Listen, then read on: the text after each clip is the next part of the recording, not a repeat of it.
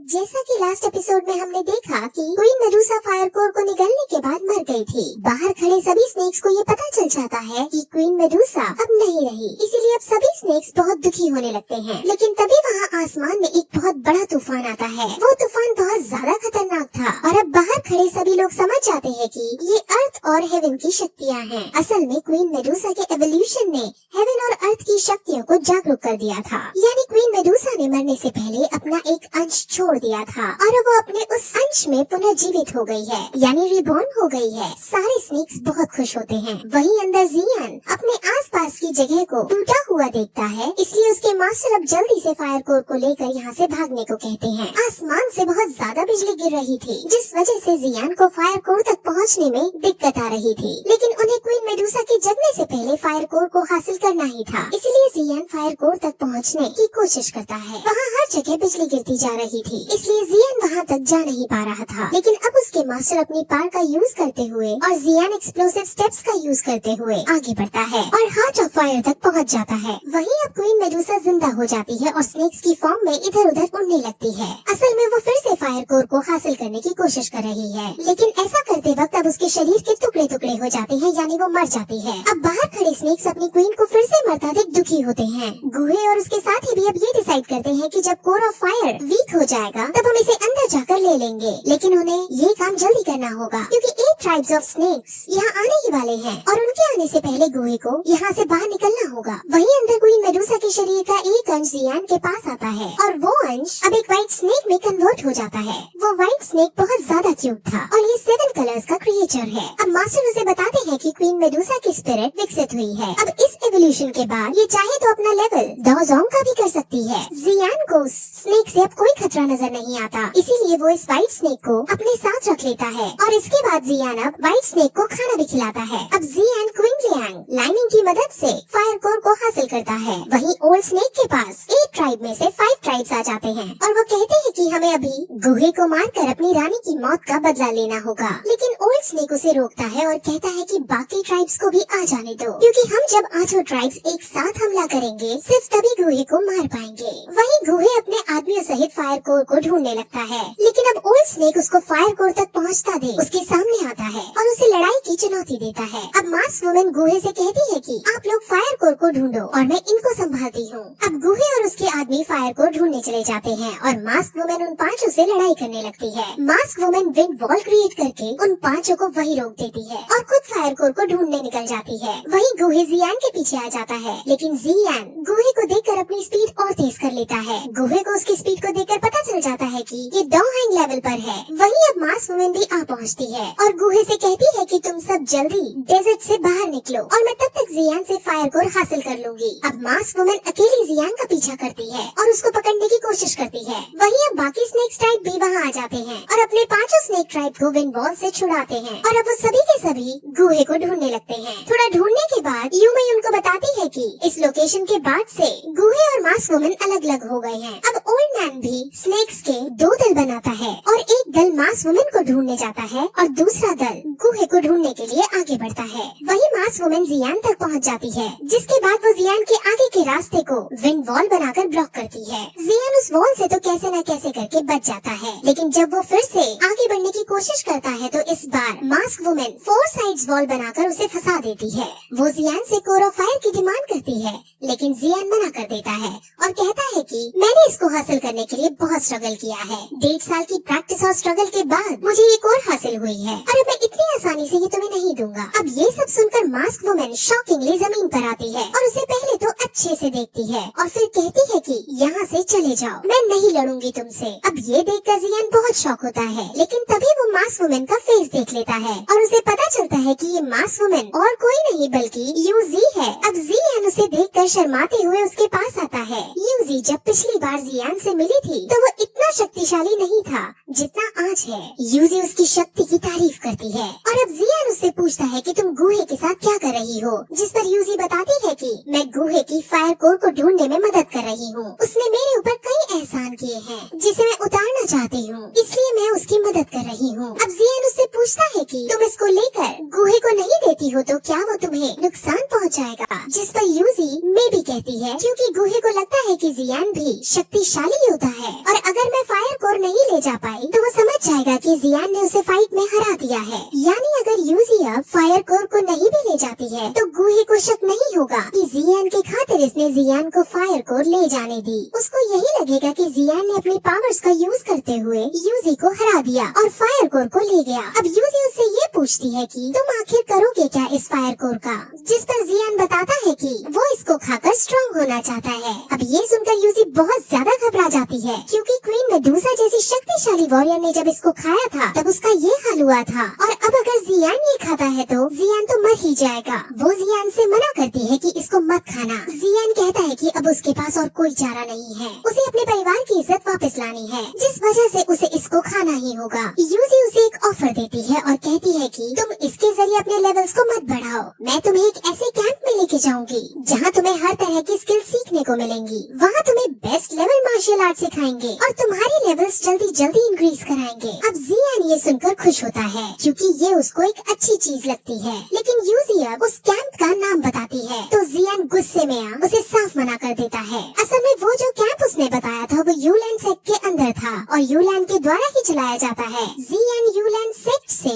बहुत ज्यादा नफरत करता था क्योंकि नालैंड यूलैंड सेक्ट से ही ताल्लुक रखती है। अब गुस्से में आकर जियान वहाँ से जाने लगता है, लेकिन यूजी उसे रोकती है और कहती है कि अच्छा ठीक है, हम यूलैंड सेक्ट की बात नहीं करेंगे, लेकिन तुम अब मुझे ये प्रॉमिस करो कि तुम इसे स्वैलो नहीं करोगे। लेकिन जियान के पास क्योंकि अब और कोई चारा नहीं था, इसीलिए जियान बिना प्रॉमिस किए वहाँ से जाने लगता है। वो अपने कदम आगे बढ़ाता है, लेकिन तभी वो पीछे मुड़कर देखता है तो यूजी उसकी तरफ बड़ी मायूसी से देख रही थी। जियान अब कोर ऑफ फायर को फेंक कर यूजी के पास आ जाता है और उसे गले से लगाकर किस करता है। यूजी भी उसे किस करती है। वो दोनों एक दूसरे से काफी प्यार करते थे। अब वहाँ रोमांटिक एंगल बन जाता है और यूजी की आंखों से आंसू आने लगते हैं। जियान अब उसे अलविदा कहता है और फायर कोर को लेकर वहाँ से चला जाता है। अब उसके जाते ही यूजी बहुत ज्यादा उदास हो जाती है। वहाँ जियान के जाते ही अब ओल्ड स्नेक के साथ 4 स्नेक ट्राइब आ पहुँचते हैं और सभी के सभी अब एक साथ यूजी पर हमला करने लगते हैं। यूजी अभी जियान के जाने के गम में थी, जिस वजह से वो पहले तो उन पर काउंटर अटैक नहीं करती, लेकिन जब स्नेक्स अपनी लिमिट क्रॉस कर देते हैं तब यूजी गुस्से में आ उन सभी को एक साथ मारने लगती है। अब स्नेक्स को पता चल जाता है कि यूजी को वो ऐसे नहीं हरा पाएंगे, इसीलिए वो सभी स्नेक्स अब अपनी पावर्स का यूज करते हुए एक क्रीचर का फॉर्मेशन करते हैं और उससे यूजी पर अटैक करवाते हैं। वहीं जियान जो अब आगे बढ़ रहा था वो आसमान में स्नेक्स की एनर्जी को देखता है और समझ जाता है कि ये एनर्जी वहीं से आ रही है जहाँ लास्ट टाइम वो यूजी से मिला था, यानी यूजी अभी खतरे में है। वो तुरंत वहाँ जाने का डिसाइड करता है। वहीं वो क्रीचर अब यूजी पर अटैक करने लगता है। यूजी उस पर अपने कई अटैक करती है, लेकिन वो क्रीचर किसी भी प्रकार से नहीं मर पा रहा था और अब क्रीचर ने यूजी को काफी घायल भी कर दिया था। क्रीचर अब अपना आखिरी अटैक करने यूजी की तरफ आगे बढ़ता है और यूजी अब समझ जाती है कि ये उसका आखिरी पल है। वो अपने इस आखिरी पल में जियान के साथ बिताए हुए पल याद करती है और अपनी मौत को स्वीकार कर लेती है। वो क्रीचर अब उसको मारने ही वाला होता है कि तभी वहाँ जियान आ पहुँचता है। जियान भेस बदल कर मास्क पहनकर वहाँ आया था और वो फायर कोर की शक्तियों को यूज करके उस क्रीचर को मार भगाता है। अब जियान अपनी एनर्जी को उन 5 स्नेक्स के ऊपर भी छोड़ता है, लेकिन तभी एक पर्पल एनर्जी आकर जियान की एनर्जी को रोक देती है और वो स्नेक्स मरने से बच जाते हैं। वो स्नेक्स सब अपनी जान बचाकर वहाँ से भाग निकलते हैं। वहीं जियान अब यूजी के पास आता है और यूजी उसका शुक्रिया करती है और उससे पूछती है कि आपको किसने मेरी मदद करने के लिए भेजा है, जिस पर जियान कहता है कि वो आदमी जिसने मुझे यहाँ भेजा है वो छोटे क्लैन का है, यानी वो इनडायरेक्ट वे में अपना नाम बताकर वहाँ से चला जाता है। यूजी समझ जाती है कि जियान ने इसे यहाँ भेजा है और वो उस आदमी से पूछती है कि जियान से उसकी मुलाकात अब होगी क्या, जिस पर जियान बिना कुछ कहे आगे बढ़ जाता है। वहीं अब वो स्नेक्स अपने बाकी स्नेक्स ट्राइब से आकर मिलते हैं और ओल्ड स्नेक कहता है कि शायद अभी भी क्वीन जिंदा है, क्योंकि ओल्ड स्नेक ने उसका ऑरा महसूस किया था, लेकिन अभी भी ओल्ड स्नेक को ये कंफर्म नहीं था, इसलिए वो अपने साथियों को एक दिन का वेट करने को कहता है। वहीं जियान अब एक गुफा में जाकर फायर कोर को स्वेलो करने की कोशिश करता है। हालांकि उसके मास्टर उसे समझाते हैं कि इस प्रोसेस में तुम्हें बहुत ज्यादा कष्ट होगा, लेकिन जियान इस कष्ट को सहने के लिए तैयार था। वो अब प्रोसेस शुरू करता है और अब फायर कोर को निगलने लगता है। उन्हें अब कोर ऑफ हार्ट के अंदर से फायर कोर मिल जाता है और अब मास्टर उसे निगलकर अपने हार्ट तक पहुंचाने को कहते हैं। जियान को अब ऐसा करने में बहुत कठिनाई होती है, लेकिन अब उसके इस काम में उसके मास्टर भी उसका साथ देते हैं और और फाइनली अब ये प्रोसेस कामयाब हो जाती है और जियान फायर कोर को हासिल कर लेता है और अब पहले से ज्यादा शक्तिशाली बन जाता है। उसके मास्टर उसकी शक्तियों को देखने के लिए उसे खुद को हिट करने के लिए कहते हैं, जिस पर अब जियान ऐसा ही करता है। तब उसके मास्टर को कुछ नहीं होता, यानी अब उसे इस पार को प्रैक्टिस करना था। उसके मास्टर उसे कहते हैं कि तुम्हें अभी इस कोर से और भी डिफरेंट फायर हासिल करनी है, लेकिन अभी तुम मरते मरते बचे हो, इसलिए आराम करो। वहीं अब हमें मैनली स्टील मशीनरीज दिखाते हैं, जिसके अंदर ज़ीली और ज़ीडिंग सैंड मशीनरीज की वजह से होने वाले खतरे के बारे में बात कर रहे थे। सैंड मशीनरीज ने इनकी नाक में दम कर रखा था।